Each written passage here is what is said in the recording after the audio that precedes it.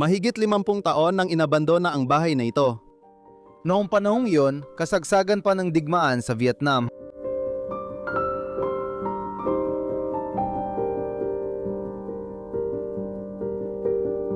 Pagpasok namin, parang bumalik kami sa nakaraan na kinumpirma ng mas malalim namin pagsasaliksik. Ngayong paglalakbay ay papasok tayo sa nakalimutang bahay ng pamilyang Amerikano na Hill.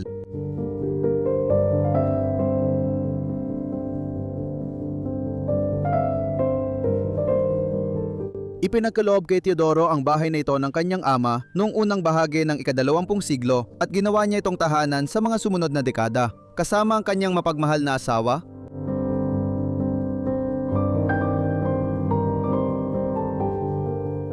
Animang naging anak ng pamilya at ayon sa itsura ng bahay, masaya at mapagmahal ang tahanan noon. Ngayon, refleksyon na lang ito ng dating saya. Simula nang pumanaw si Teodoro, walang gustong tumira dito. Para sa mga anak, parang museo na lang ng nakaraan ang bahay.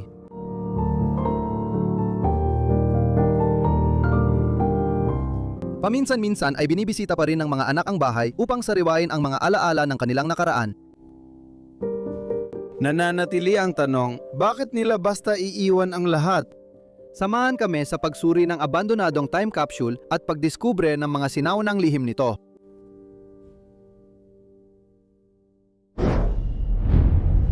Maligayang balik sa Bros of DK. Ako si Leslie at kasama ko ngayon si... Kamusta, Demi? Okay, medyo nahuli ka dun, bro. Pasensya na. Tingnan mo kung nasaan tayo ngayon. Nagsushoot ako sa isa pang lugar sa upstate New York. At sa kauna-unahang pagkakataon dito sa Estados Unidos, may natural na pasukan sa isang lugar. Literal na nabiyak ang buong gilid ng bahay at nagkaroon ng pasukan para makapasok kami sa loob ng bahay. Bro, tingnan mo ang kwartong kinaroroonan ko ngayon. Ano sa tingin mo ang gamit dati ng lugar na ito? Ang banyo. Tama-tama at siguradong idinagdag lang ito sa bahay. Itinayo pa noong mga unang taon ng 19 naraan ang lugar na ito at noon, kalimitan, walang banyo sa loob ng bahay ang mga tao.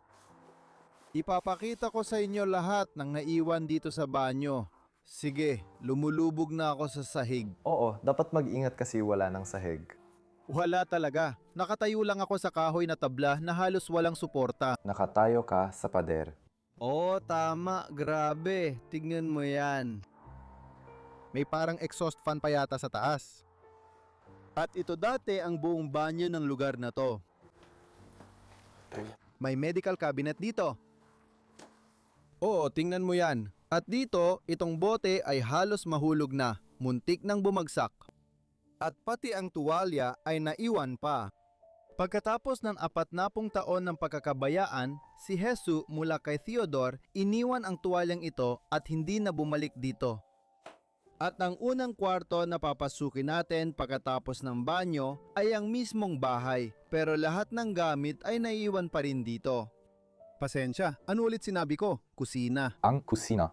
Medyo nadadaldal lang ako. Walang problema. Ang kusina, isang magandang lugar at halatang halata na 40 taon na itong inabandona. Oo, maginhawa talaga dito. Mukhang magulo, pero napaka-komportable pa rin.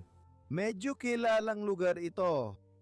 Dumarating dito ang mga explorer at bisita at minsan sinusuri ko rin ang lugar pero naiiwan pa rin ang gamit nila. Nakaka-interes ito dahil siguro ito ang pinakamatagal na inabandonang lugar sa Estados Unidos sa palagay ko.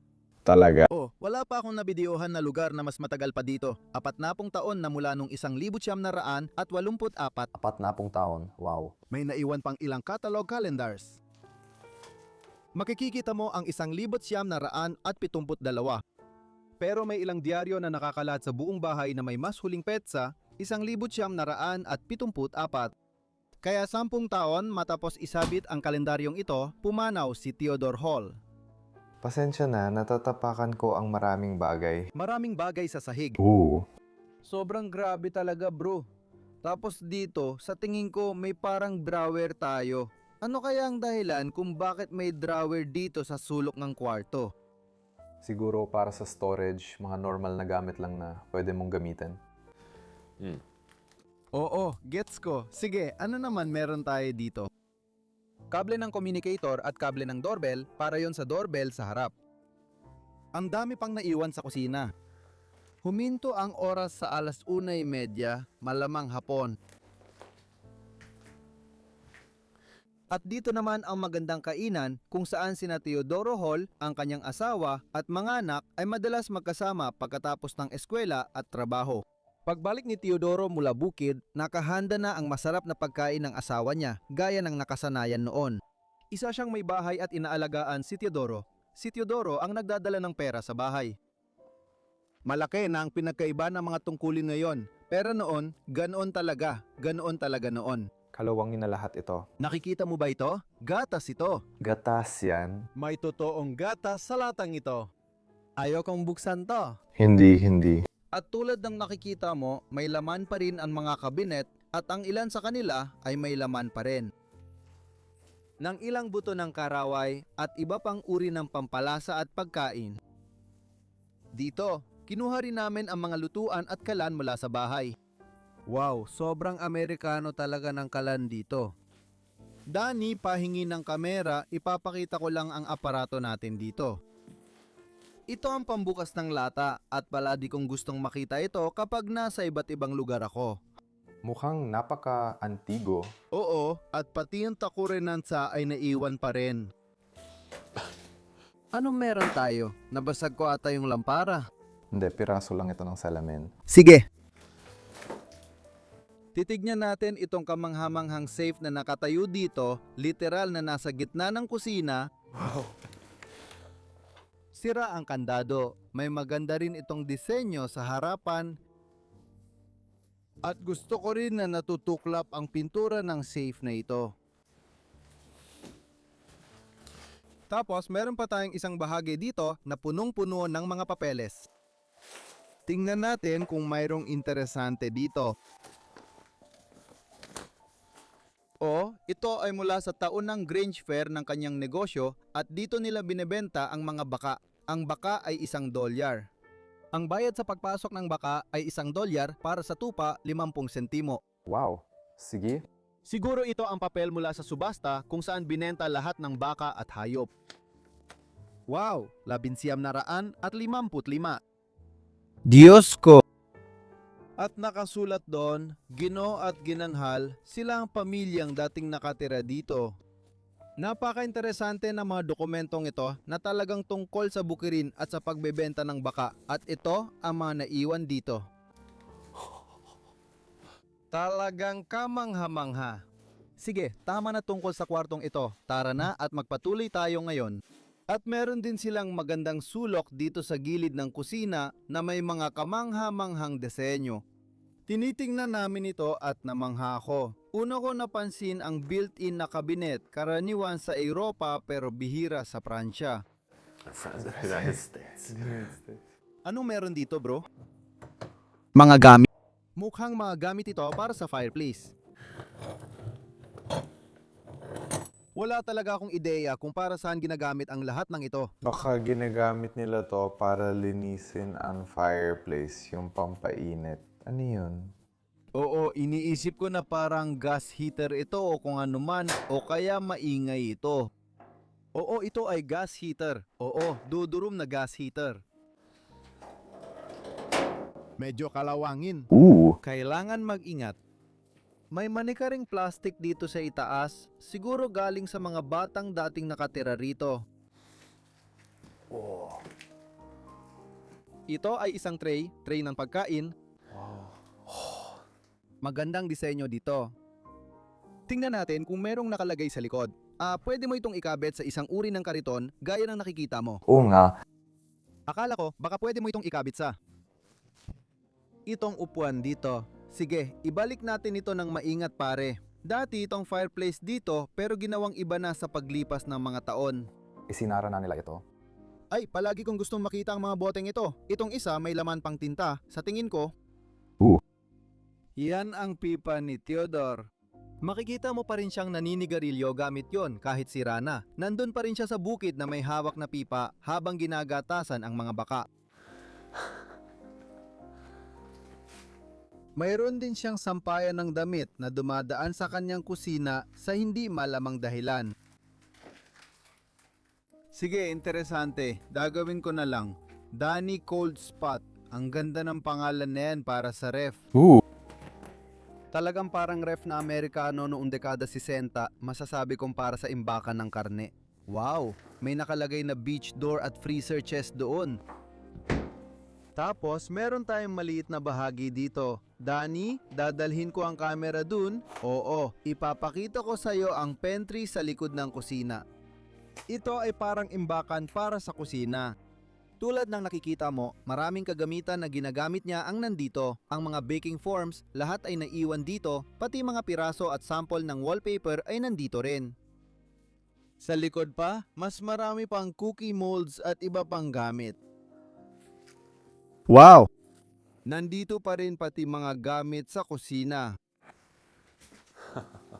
Mayroon pa tayong Heinz na suka, cider at Cisco na mantika at pati mga salaan ay naiwan pa sa dingding. Tol, grabe ito. Tinitingnan mo ngayon isa sa mga paborito kong bahagi. Aluminio foil, plastic at pati na rin mga paper towel. Oo, andito pa rin ang mga Spencer. Gusto ko na may nakalagay pa rin pangalan para rito, gaya ng particular na pwesto. Oo, surround wrap, aluminio foil, wax strap at gusto ko na andyan pa rin ang mga rolyo. At sa likod ng pintong may natutuklap na pintura, napaka-surreal makita bro. Balik sa'yo. Balik sa akin. At ngayon, tara, magpatuloy pa tayo. At oo, gusto kong pumasok sa sala. Kung papayagan mo ako, sir. Oh, pasensya na, pasensya na. Hindi, ako ang dapat humingi ng tawad. Maligayang pagdating sa kanilang tirahan. Isa na namang surreal na kwarto, makita ang nagbabalat na wallpaper, 40 taon ng pagkabulok dito. Sabi mo Danny, ilang beses na raw na-renovate ang bahay na ito. Oo, Mukhang ganun nga. bakit mo nasabi? Kasi una sa lahat, yung wallpaper, makikita mong may dalawang kulay ito. Sige! Kaya maraming patong, puti muna, tapos pininturahan nila ng dilaw. Sige? At isa pa dito sa kanto, makikita mo yung hugis ng parang simenea o kung ano man. Kaya ilang beses na itong na-renovate. Parang idinagdag na lang yung banyo sa bahay pagkatapos. At ayun, makikita mo, sa loob ng mahigit 100 taon mula nang maitayo ang gusaling ito, ilang beses na rin itong na-renovate. Oo, siguro dahil sa mga bata kasi hindi naman dumalaki ang bahay, kaya kailangang mag-adjust. Oo, tama, ang ganda nun. At dito naman ang fireplace kung saan nagtitipon-tipon ang buong pamilya noon. Pangharang sapoy, at makikita mo ang astig nito. May mga piraso pa ng kahoy na naiwan doon, mga 40 taon na o higit pa ang tanda ng mga ito. Siguro nga, wow! Ang lupit nun? Kalendaryo mula Disyembre, 19 at 69. At gusto ko yung artwork na nandito, itong larawan. Hindi, ito ay isang painting. Ito ay isang painting ko. Oo, ang saya makita na may mga bagay sa ibabaw ng fireplace. Ano to? May panglinis ba ng sapatos dito? City of London. Oh, mukhang panglinis ng sapatos nga. Oh, ito ang brush, syempre. Oo nga. At dito, meron tayong maliit na booklet, isang booklet na accounting mula nung 1962. Gaya nga nakikita mo. Oh, dito sila sumakay. Oh, lahat ito ay para sa kumpanya. At ito naman ang mga tseke na kailangang bayaran sa mga taong nagtatrabaho para sa kanya o bumibili ng baka mula sa kanya o mga ganong bagay. Oh.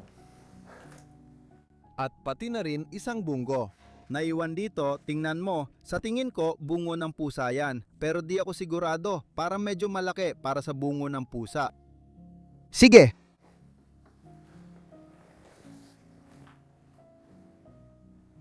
Muli, isa pang built-in na kabinet dito.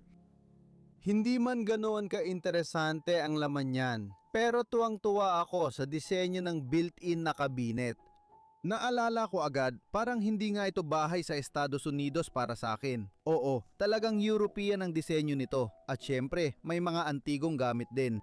Isang magandang piano, galing talaga ito sa New York. Dito ito ginawa sa New York. Tama. Hindi naman siguro ganoon kalayo mula rito. Pero ipinapaalala nito sa akin ng Europa. Yan lang gusto kong sabihin. Ito ang piano, ang estruktura ng piano ay en grande. Oh! Tingnan mo ang mga paa. Hindi pa ako nakakakita ng ganitong hugis dati. Mas maliit na ganito. Ang mga paa, grabe. Ang mga ukit at paggawa ng kahoy, pati ang itim na kahoy dito ay matibay at malamang napakatanda na. May tunog pa rin ito. Tingin ko may nota pa. Wow, ang lakas ng tunog nun. Pasensya na, pasensya na.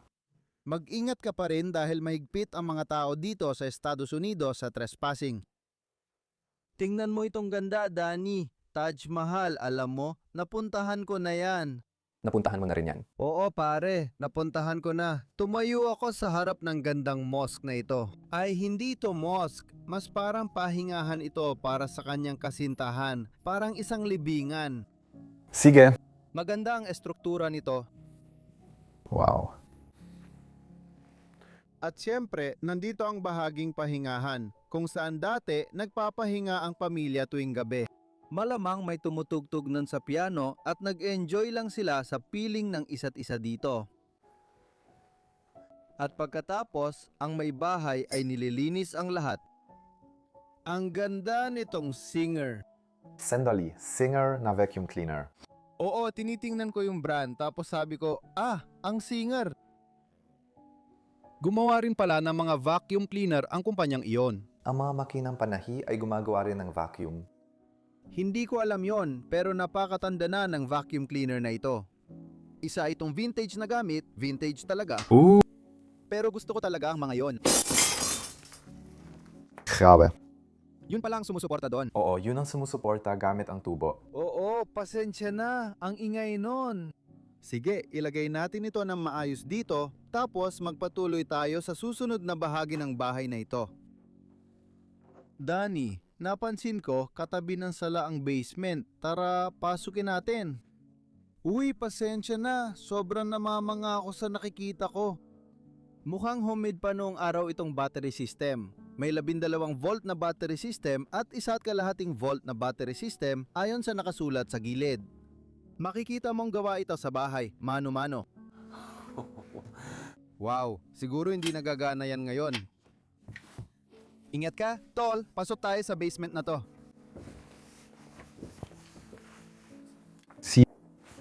Napaka-interesantang basement. Sa hilaga ng Estados Unidos, may basement ang karamihan ng bahay. Ngunit sa timog, wala dahil sa paggalaw ng lupa ayon sa mga tao. Dito, amoy na amoy ang lumot. Sobrang lakas ng amoy ng lumot. Mapapansin mong kakaiba ang basement dahil luma na ang bahay, tingnan mo ang estilo at pagkakagawa nito. Yung mga bato at iba pang nandyan. Mas kahawig ito ng European basement kaysa sa mga lugar na napuntahan ko sa Estados Unidos. Sige, sa tingin ko, ginamit din ito ni Ginoong Theodore para sa kanyang negosyo. Mukhang ganun nga. Tiya na tiya! Si Jeff? Tingnan natin, may nakita akong maliit na pantry sa gilid.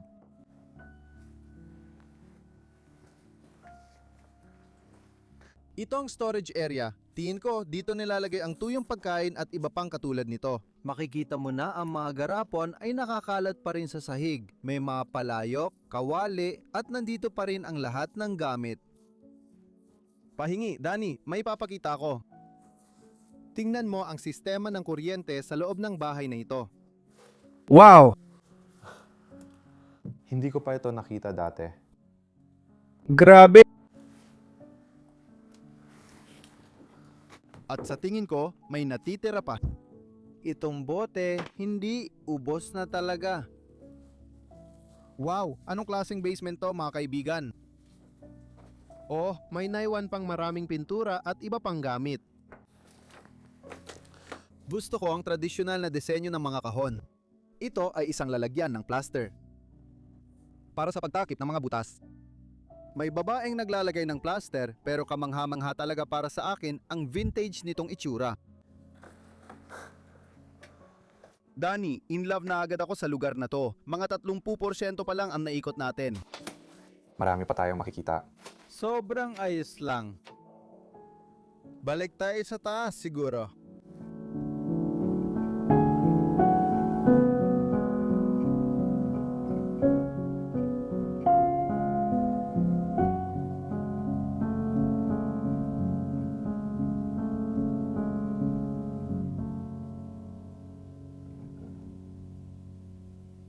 Tara, magpatuloy pa tayo. Ngayon, meron pa tayong isa pang living space dito. Maraming living spaces sa buong bahay na ito.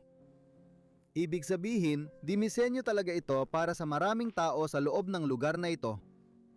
6, 7, 8, siguro, tol, hindi ko ito iniimbento.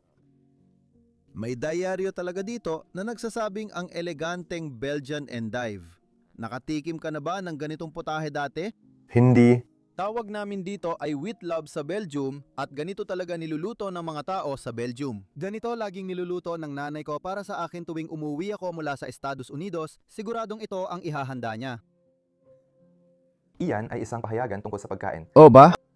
1982 ang nakasulat dito, ito ang pinakamaagang petsa na nakita namin hanggang ngayon, sa loob ng bahay. Wow, at may advertisement pa ng TikTok dito. Gustong-gusto ko talaga ang vintage na ads na to. At kung paano ang itsura ng mga diaryo noon sa panahong yon. Miyerkules, Pebrero 17, 1984, 15 taon bago ako ipinanganak, galing ang mga diaryong ito. Hindi ba nakakabaliw na may hawak kang mas matandang bagay kaysa sayo? Mas matanda ng 10 taon sa akin? Wow, hindi ko nga maisip yun. Parang para lang dumura sa lupa. Hindi ko alam ang eksaktong tawag sa gamit pero Ako rin. maganda, tiyak na ginamit ito ni Theodore sa bukid. Bito, meron tayong napaka-interesantang sabitan ng quote. Tingnan mo yan na na-decode. Anong sinasabi nila? Ang sabitan ng quote ay parang sabitan ng sombrero. Wow, parang mga sombrero na magsasaka ang itsura ng mga ito na sinusuot nila Oo, sigurado. para protektahan ang sarili nila mula sa araw. Sige, marami tayong mga bagay dito. Naiwan pa rin dito ang mga gamit sa pagniniting ng nanay, lahat, pati ang mga karayom, nandyan pa rin.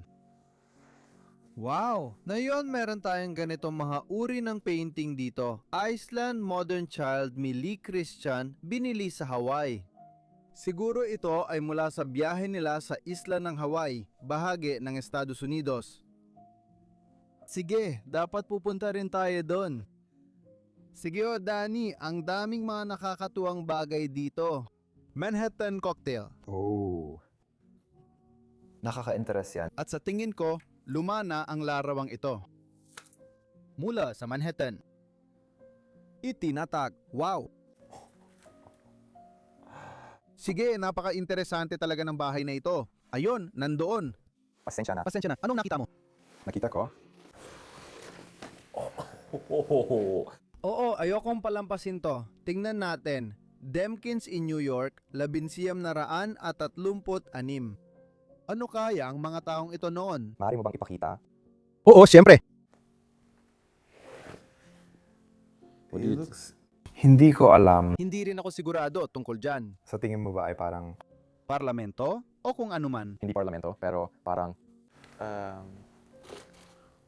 Nagkakatipon ang mga tagapalabas, Parang ganon. Magandang posibilidad din yan. parang isang komunidad o asosasyon. Tama, hanggang dun muna tayo dahil di pa natin alam ang iba pero magandang posibilidad yan. Tapos tinatawag nilang bahay ng agito at kaya naman merong lowly na hedgehog o isang eggs o kahit anong gusto mong itawag si Max sa loob ng kwartong ito. Pasensya na tungkol kay Priana C. Minsan nagkakalat ka at talagang si Theodore ay naninigarilyo pa rin noon. Naninigarilyo siya gaya ng nakikita mo. Dati marami ang naninigarilyo. Telebisyon, lumang modelo. Magandang gamit pa itong naiwan dito na may ilaw ng Pasko sa ibabaw. At dito, meron na naman tayong isa pang set ng sofa. Maliit na sofa ulit. Kaya sa tingin ko, yung mga nakatira dito, yung mga bata ay nakakalat at pati na rin yung mga tao ay nakakalat tuwing gabi. Nakaupo sila kung saan-saan sa loob ng bahay, siguro. gumagawa ng kahit ano. Yung mga gustong manood ng telebisyon ay dito upo. Yung mga gustong makinig ng piano ay sa kabilang kwarto upo. Practical Standard Dictionary. Wow, astig talaga ang mga ukang ito.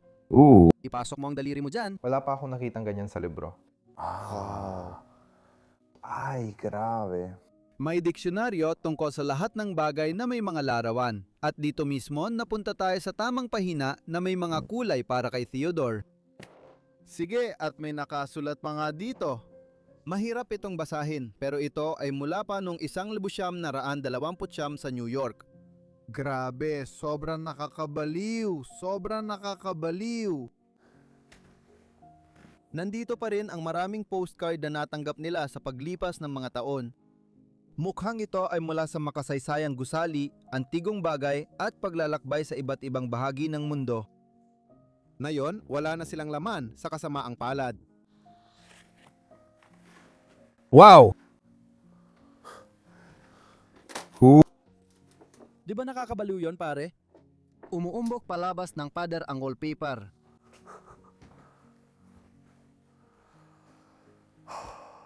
Ang ganda nito, kita mo? Oo, yung litrato. Yung litrato na may rosas na iniwan sa harap nito, napakagandang kilos. Makikita mo yung lalaki na nakaupo dito, kasama siguro ang apo niya. Magandang fireplace noon, pero wala na dito ngayon. Oo, mukhang isinara na nila lahat ng fireplace, maliban doon sa isa, sa kusina. Oo. Oo, pero may central heating naman sila. Oo, dun sa sulok na yon. Oo, tama. May radiator doon. Sige. Isa pang larawan ng bata na malamang ay tumira dito noon. At heto pa ang isa sa likod niyan. Mga lumang larawan. Ginawa ang mga ito sa Parkinson, New York. Malamang may kumpanya ng kamera o photography doon at pwedeng bisitahin ng mga tao. Isang napakalaking araw yon kapag pumupunta ang mga tao para magpalitrato noong panahong yon. Nagtipon-tipon sila at nagbihis ng maganda. Matagal silang kumuha ng litrato. Kilala mo si Danny? Photography ang major mo. Pinahalagaan ko talaga ang mga lumang litratong ito. Wow. Dapat pahalagahan ng mga tao ang mga ito. Ang mga yon ay kamangha-mangha, kakaiba ang mga yon. Nakakalungkot makita na iniiwan lang sila sa abandonadong lugar na ito. At dito naman, may isa pa tayong kwarto sa likod ng sala at yon ay isang lugar na parang opisina. Dito makikikita ang secretary desk kung saan ginagawa ni Theodore ang lahat ng trabaho matapos sa bukid. Makikita mo pa nga na may mga dokumento dito tungkol sa mga baka at maaari kang maglagay ng marka kung may kulang sa mga baka o baka naman. Hindi ko alam para saan yon. Diagram ng pakakakilanlan ng mga marka ng kulay o mga litrato. I-sketch ng eksakto at maingat ang mga marka ng kulay ng hayop. Sige, kaya may gagawin tungkol sa hayop sa papel na ito at nakita ko rin ang magkasamang mga kamay na nagdarasal. Dito makikita natin. Theodore Hill Jr. at ito ang kanyang pangalan at ito ay isang liham na nakalaan para sa lalaking ito noong 1950. Grabe, ang dami pang mga papel at dokumento na naiwan dito. Magkakasama ang mga ito gamit ang clip. Oh, isa itong napaka-opisyal na dokumento, gaya ng nakikita mo, ito ay isang bank statement. Siyempre, medyo malabo, pero gets mo na ang ideya. Lahat-lahat ng mga dokumento niya ay naiwan pa rin dito. Itong magnifying glass na nakahiga dito. Grabe, anong piraso ng kasaysayan? Oh, napakagandang piraso. Pwede kong pag-usapan to ng ilang oras. Pero sige, Tingnan mo to. ito ay isang pantasa ng lapis. Para sa mga hindi nakakaalam, malamang karamihan ng nanonood nito ay alam na kung ano ito. Pero sobrang interesado ako dito. Kamangha-mangha ito? Sa tingin ko, sa likod mo Danny, makikita natin ang loob ng isang makinilya. Kung tama ako, hindi ako sigurado isang press o printer o kung anuman. Oo, mukhang printer pero hindi ako sigurado. Oo, isa nga sa mga una kung ganon. Kasi wala itong alinman sa karaniwang makikita sa isang typewriter. May nakakaalam ba kung ano ang makinang ito? Pakiusap, ipaalam ninyo sa amin. Ang patent number na nakalagay doon ay 2,600,057,618. Siguro, pwede nating hanapin at alamin kung ano talaga ang makinang ito. Marami pang bagay at dokumento doon. Ang pinaka-interesante lang sa nakita ko ay ang mga postcard dito na galing sa mga lumang paglalakbay sa iba't ibang panig ng mundo. Ito ay Bombay, India. Malamang nagpunta rin sa India ang mga taong ito dahil nakita natin ang Taj Mahal. Siyempre. Tingnan mo, lahat ng ito ay mula sa mga paglalakbay sa India. Kita mo dito, nakasulat pa nga, India dito. Ay, muntik na ako matumba. Wow, mahal ko ang India. Isang buwan ako nagstay doon, ilang taon nang nakalipas at talagang kailangan kong bumalik. Lagi ko ring nakikita ang tour na ito sa New Delhi. Wow! Grabe dito, Nave. Ano to? Ah, galing pa to sa Hilagang Europa. Wow, pati sa Paris. Mahilig maglakbay sa mundo ang mga taong ito, kaya noon may pera rin ako. Siyempre, Noon, mahal maglakbay, di tulad na yon, pero mahal pa rin na yon. Noon, kailangan talagang mayaman ka para makalibot sa mundo. Ay, may isa pa akong nakalimutan. Dito sa sala, pati ang sapatos ni Teodoro ay nakatayo pa rin dito sa harap. Hindi ba't nakakatuwa yon? Halos pareho kami ng sapatos. Pareho kami ng panlasa ni Teodoro. Sige, at pati ba naman ang laro ng dama ay nandito? Dama ba ito? Hindi ko alam ang pangalan nito sa Ingles, pero hindi ito dama. Sige, isa ito sa mga huling bote ng alak na ininom niya. May natirang kaunting likido pa. Ah, Sige tol, akyat na tayo sa itaas para ipakita ko sa iyo ang natitirang parte ng bahay, yung mga itaas na palapag. Tingnan natin kung ano ang makikita natin. May mas marami pang larawan sa hallway na ito. Ito ang Denmark. talaga? Oo, ito ang Little Mermaid sa Denmark. At ito ay isang plaza sa Denmark. Oo, sigurado, syempre. Ito ay isang napakasikat na pantalan sa Denmark pero hindi ko alam ang pangalan nito. Sa kasamaang palad, ang saya makita. Diyos ko, sinusuportahan ito ng wallpaper. Itong maliit na painting, makikita mo, nagkakalaga lang ng 39 na sentimo noong panahong yon. Ibabalik ko lang ito kung paano ito dati sa likod ng wallpaper dito, ito ang humahawak dito ng ganito, ibabalik ko lang kung paano ito dati. Dito ang harapang pasukan ng bahay. Gaya ng nakikita mo, dito pumapasok ang mga tao, dito sa bahay. Ano to? Maliit na doorbell ito. Pwede mo ba itong pindutin mula sa labas? At mechanical ito mula sa labas. Mechanical? Oo, parang yung mga pindutan dito. Siha. Tapos tumutunog siya ng parang kampana, parang tunog ng bell. Oo. Tara, akyat tayo sa hagdan. Hayaan mo akong gawin ito ng paatras. Oo, alam ko nahihirapan ka at kaya ko namang pumili ng mas madali. May kordon ang ilaw na ito, pwedeng hilahin mula sa taas. Oo, pwede mong buksan o patayin ang ilaw. Naririnig ko yung click dito. Bakit? Sige, akyat tayo sa hagdan para makita ang nasa itaas ng lugar na ito. Wow, dito mas halata pa ang pagkabulok. Nagtatanggalan na ang wallpaper. Ang talagang interesante dito, matibay pa rin ang gusali. Matibay pa rin kahit 40 taon na. Oh, sa loob ng 40 taon. Tiyak nagawa ito sa kahoy. Bago ka pumasok, Siyempre. Magaling ang mga mata mo, Danny. India. Isa pang palatandaan na mahal nila ang bansang India. Kailangan ko nang bumalik sa India ngayon. Pupunta pa ako sa Mumbai at katimugang bahagi ng bansa.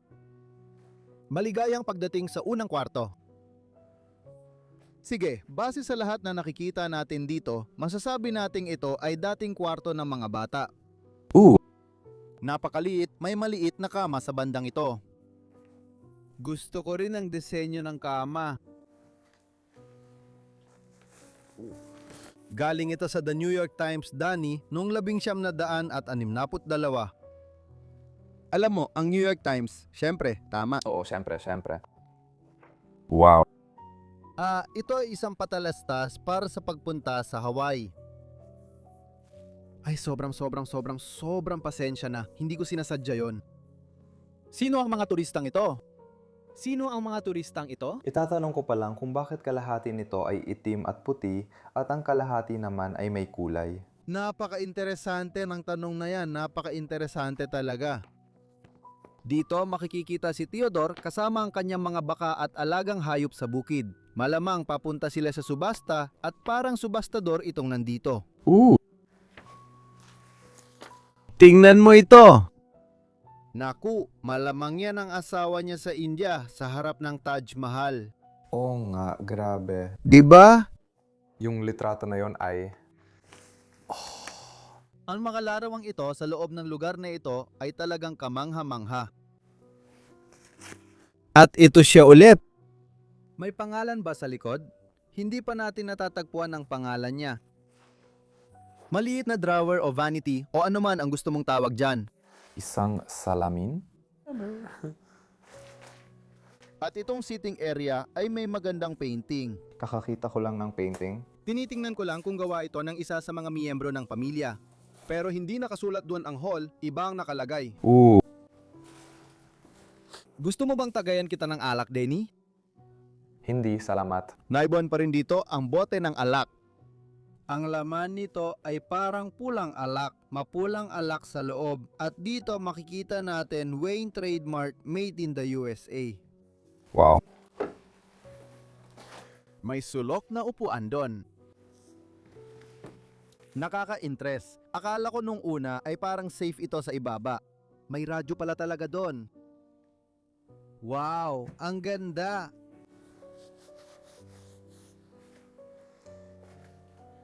Naayos ito sa gilid na ito. Yung drawer kung saan dapat nakalagay ang mga damit ng bata, nandun pa rin ang mga iyon. Kita mo naman. Ito ang pinaka-interesante para sa akin, isang maliit na kahon at sa loob nito may mga labaha para kay Theodore. Kita mo naman. Gillette. Oh, Gillette pala ang mga ito. Ito ay isang lumang uri ng labaha mula sa Gillette. Wow. Alam mo ang Gillette, di ba? Oo naman, syempre.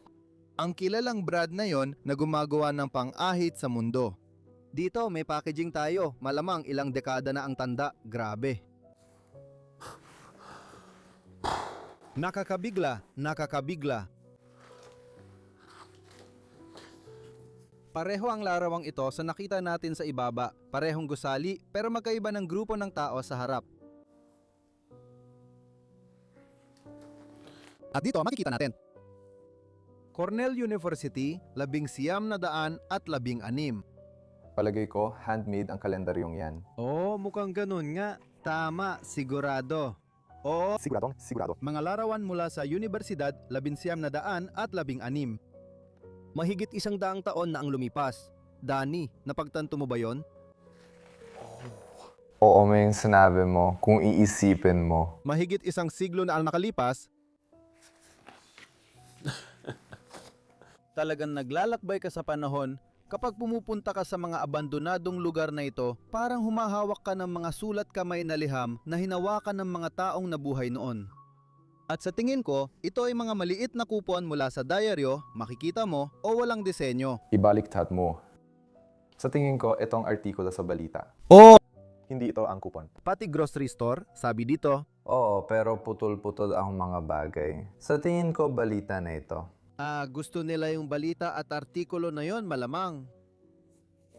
Maraming tao noon. Oh, tinanggal nila yon.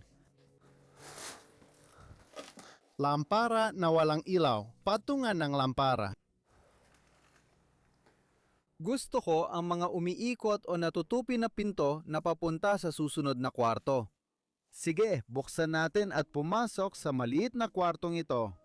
At doon sa pader, makikita natin ang huling tumira sa kwartong ito, itong magandang batang babae sa pader, maayos ang bihis. Napakagandang arawan. Makikita mo rin ang mga corset na ito na nakalagay dito sa dulo ng kama, isang bagay na karaniwan nung panahong yon. Maaring sinuot niya ang mga iyon sa larawang ito, pero hindi ako 100% sigurado doon. Wow, gusto ko kung paano nila ito itinatali. Grabe! Talagang kamangha-mangha. At ito ang kama na tinulugan niya na hanggang ngayon ay nakaayos pa mula noon. Nandito pa rin ang ilaw sa pagbabasa sa dulo at ito, sa tingin ko, ay ang kanyang kahon ng alahas. At mayroon ding maliit na gamit sa pagtitimpla dito. Tingnan mo ang maliit na upuang nakatayo sa harap nito. Siguradong Para sa akin, parang tokador niya yon. Oo, siya ay batang babae at ito ang kanyang kwarto, tokador at mesa, lahat ay kanya. Ang daming bote ng gamot dito, parang hindi ito bagay sa batang babae. Para sa sakit ng tiyan, nerbiyos, tensyon at sakit ng ulo, iyon. Pero sigurado akong sa kanya talaga ito. Dapat makakagawa ito ng kulot. Oh, at ito ay isang liham mula sa kanyang ama, si Theodore Hall, na iniwan dito. Malamang isinulat niya yon para sa kanyang. Maganda, pati ang ginamit niyang lampara at iba pa. Alam mo ba gamit nito, Danny? Oo, para ito sa mga ungol. Oh, para sa mga babae, 19,668. May isa ka pang petsa dyan. Isara na natin ang mga revolving door na ito. Gustong gusto ko talaga ang estilo ng pintuang ito. Wow! Nandito pa rin ang kanyang mga sapatos katabi ng kanyang maleta na malamang ginamit din niya sa paglalakbay.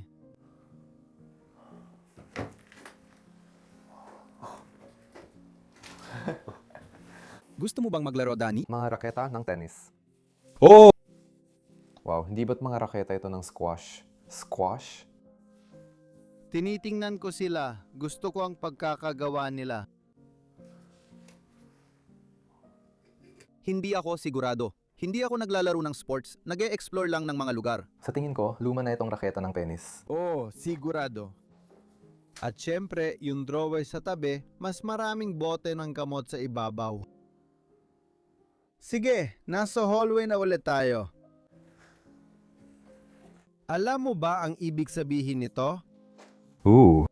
Malamang nakita mo ito sa Portugal, di ba? Siyempre, meron din tayo niyan. Oo, may parang lababo na porselana dito at pupunuin mo ito ng tubig. At ginagamit ito nung panahon na yon para maghugas ng katawan ng mga tao. Oh, sa umaga.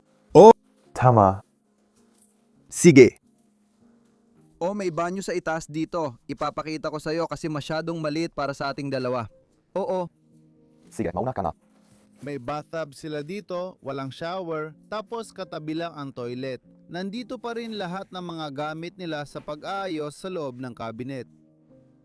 Kasama pa ang mga tuwalya mula 40 taon na ang nakalipas. Meron din tayong tuwalyang pamunas ng kamay na nandyan pa rin, nakasabit pa rin dito. Wow, grabe. Pati ang sipilyo ni Ginong Theodore na iwan pa dito. Pati na rin ang mga gamit niya sa paliligo. buksan natin ito. Tingnan mo ito, isang Glad foaming bottle. Pwede itong gamitin kasabay ng mga pang-ahit. Danny, halika, tingnan mo ito dito. Napanood ko ito sa pelikula, makikita mo ang maliit na butas sa likod. Yun ay para itulak ang mga talim ng labaha papasok. Oh, pag tinanggal mo to, punong-puno ng talim ng labaha. Talaga? Pwede ko bang subukan? Hindi. Kung madali lang. Sandali, hindi. Hindi. Nahuhulog sila sa loob ng pader. Nahuhulog sila sa loob ng pader, kaya nananatili sila roon magpakailanman. O nakakita na ako ng mga video ng mga taong binubuksan yon at puro labaha ang nakikita nila kahit ilang dekada na. Ay, grabe. Oh, nakakabaliw talaga. Sige, hindi ko alam yon. Akala ko lilinisin o mahuhulog lang sa basket. Pero pala, nananatili sila doon habang buhay. Oo, kailangan mong tingnan ang mga videos sa YouTube. Sige, mamaya ko titignan. Heto na lang ang maikling clip ng taong binabaklas yon. So, sige, paano rin yan? Pwede mo bang tingnan ang likod nito? Ngayong wala na ang kabinet, silipin natin loob. Tingnan mo yan. Unang razor blades. Diyan mo pala, nilalagay ang mga lumang razor blades mo kapag itinatapon mo sila. Sir, inaanyayahan kitang pumasok sa palagay kong kwarto ng mag-asawang Hall, si Ginang at Ginoong Hall, sina Theodore at ang kanyang asawa. Wow, tingnan mo ang kama dito. Nandyan pa rin ang kumot, pero halos nilamun na ito. Tulad ng nakikita mo, may mga butas din sa kutson. Oo nga pala, dati ginagawa ito ng mga daga. Gumagawa sila ng pugad gamit ang loob ng mga kutson. Madalas naming makita ito sa mga drawer at kabinet kapag may pugad ng daga. Baka may mga daga pa rin sa loob nito, kaya mag-ingat ka, tingnan natin.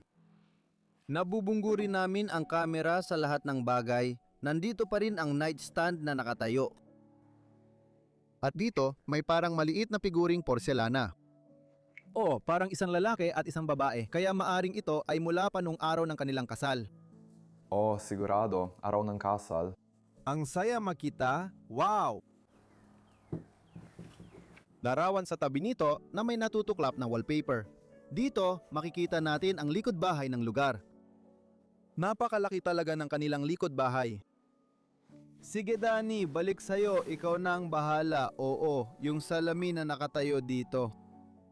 Oo, ito na yan Danny. Ito ang kumukumpleto sa kwento. May mga bagahe tayo ni na Ginoong Theodore at Ginong Theodore para sa biyahe papuntang India. Makikita mo rito ang cabin class ng Cunard Line. Hindi ko kilala ang airline na ito, pero maganda ang travel bag. Talagang luma na ito.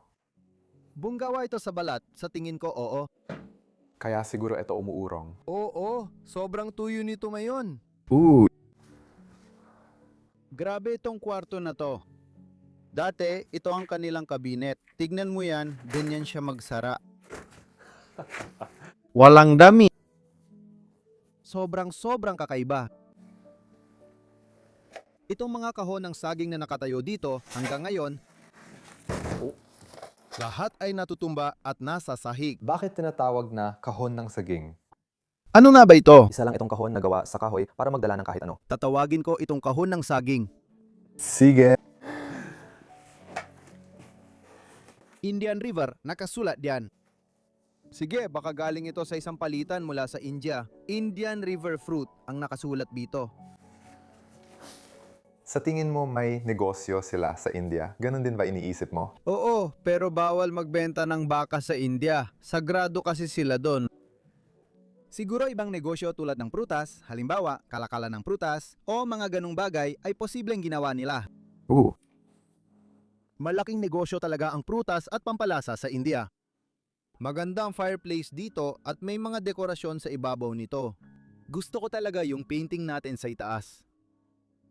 Uy Danny, tingnan mo sa taas nito, Diyos ko. Ang daming litrato na naiwan dito. Ito ang pinaka-nakapukaw ng pansin ko. Tingnan mo ang itsura niya. Ano sa tingin mo? Lalaki o babae kaya siya? Wala siyang buhok? Ang putla-putla niya. Oo, parang ganun nga sa litrato na yan. Ito ang madrasta ni Theodore. Ano ang gusto mong sabihin? Parang luma ang litrato na yan. Gaya ng mga kuhang ginagawa ng tao kapag may namatay at walang larawan, kaya kinukunan na lang nila pagkatapos. Akala mo talaga patay na siya. Hindi ako sigurado kasi yung posisyon ng mga kamay niya parang hindi naman.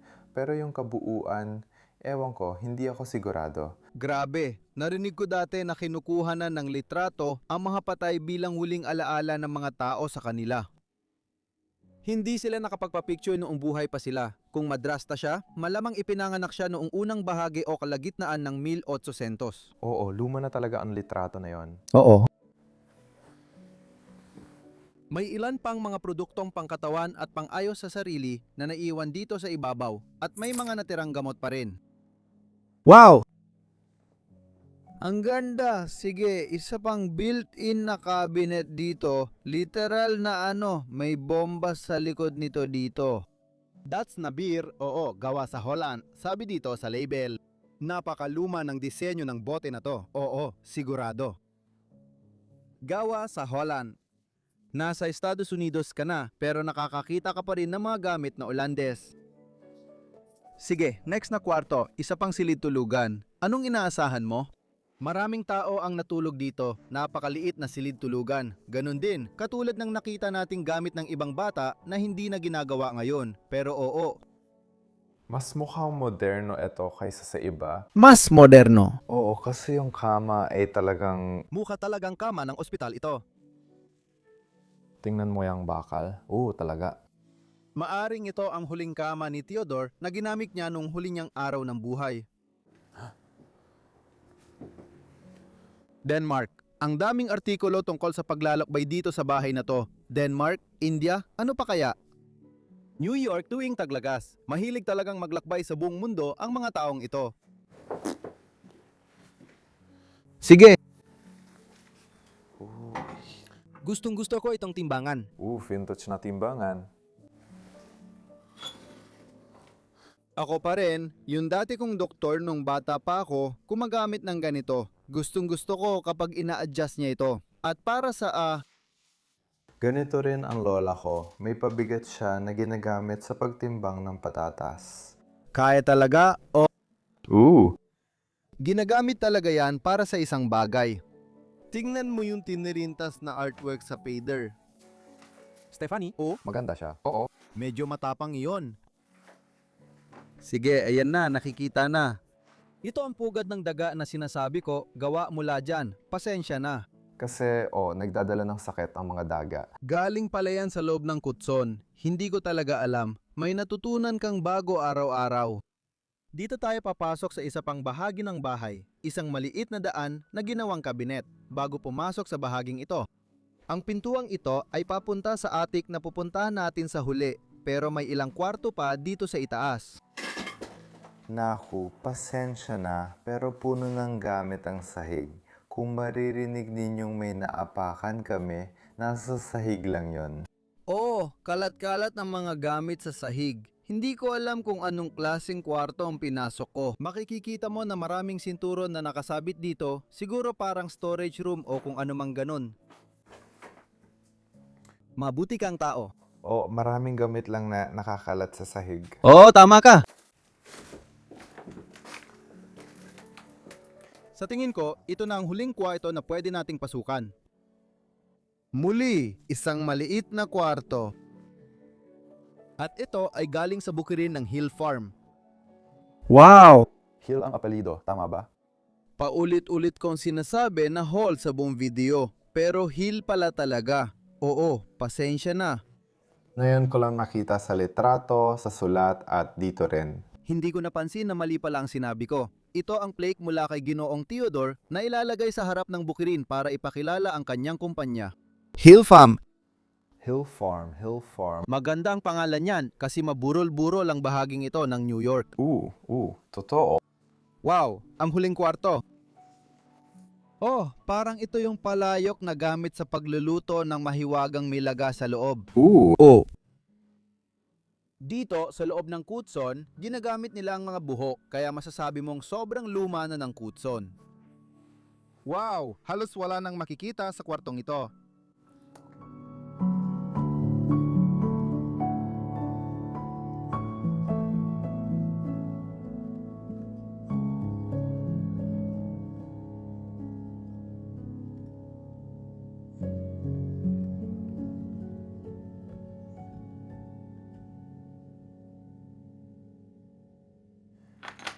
Ito ang daan sa kabilang bahagi ng hagdanan ng atik. Gusto ko ang kandado. Tinitingnan ko lang ito sa loob, pwede mo itong buksan ng ganito. Sige, dumaan ka rito bro. Tapos bubuksan ko ito para sa'yo. Naipit ang mga pintong to. Sige, pasok tayo sa kabilang bahagi ng atik. Baka yung kabila ay... Dito sa side na to, nakaimbak ang mga gamit sa pagsasaka. Hindi, magulo rin dito. Kita mo naman ang daming gamit dito, muebles at mga kahon para sa paglalakbay sa iba't ibang parte ng mundo, tulad ng nakita natin sa buong bahay. Meron na namang napaka-Portuguese na bagay dito. Mga kumot at mga baul.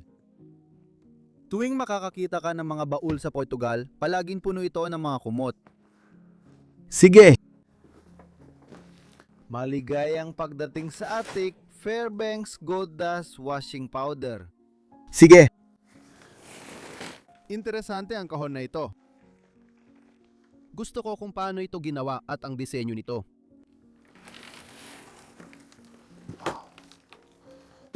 Ang daming bagay. At ito ang chimenea. Bahagi ito ng chimenea. Tingnan mo kung paano ito nagkakabali-bali bro at tingnan mo kung paano lang ito ginawa. Parang nakapatong lang ang mga ladrilyo sa kahoy na biga at sila ang sumusuporta dito dahil halos bumabagsak na ito. Sa tingin mo ba idinagdag lang ito kalaunan? Hindi ko alam siguro. Ang weird. Pinulot ko lang ito sa lupa. Ayos, bata. Dito sa bahaging ito ng bansa, nag-iilo ang mga lawa at lumalabas ang mga tao para mag-skating sa yelo tuwing taglamig. Gustong gusto ko rin gawin yun noong bata pa ako, pero sa tingin ko, dahil sa pagbabago ng klima, hindi na posible gawin yun na yun. Hindi na nag-ielo ang mga lawa sa Belgium. Anong regalo ang keso? Marka dikit? May laman pa rin sila. Sa tingin ko, hindi ko na sila bubuksan. Grabe, ang ganda ng lugar na to pare. Ang ganda dito sa attic. Ang daming lumang dokumento at libro na naiwan. Ebanghelyo. Pila mula ito sa Ebanghelyo galing sa Koro. Sigurado. Malamang sila ay reliyoso at nakasulat pa rito ang Theodore Hillet. Aklat niya ito na posibleng galing din sa simbahan na dinadaluhan niya. Sige bro, sa tingin ko hanggang dito na muna ako. Napaka-interesante ng ating pag-explore, ang daming bagay na natuklasan sa bahay na ito. Maari kong sabihing ang bahay na ito ang may pinakamaraming vintage at old school na gamit sa lahat ng bahay na na-film ko sa Estados Unidos. Dahil dyan, gusto kong magpasalamat sa inyong lahat sa panonood ng video natin ngayong linggo. Kung nagustuhan ninyo, paki-like naman ng video, mag-subscribe sa channel kung bago ka pa lang dito at mag-iwan din ng magandang komento sa comment section. May link sa description ng Patreon kung saan pwede ninyong suportahan ang channel at matulungan kami mag-ikot sa mundo. Hindi pa kami ni Danny tapos gusto pa namin lumayo bro. Gusto ko pang lumayo. Tara, lumayo pa tayo. Nakalimutan niya sa likod ng kamera. Silipin niyo rin siya. Nakalink din siya sa description. Dito na muna, kita-kits ulit next week para sa epic na pag-explore. Paalam, mahal ko kayo.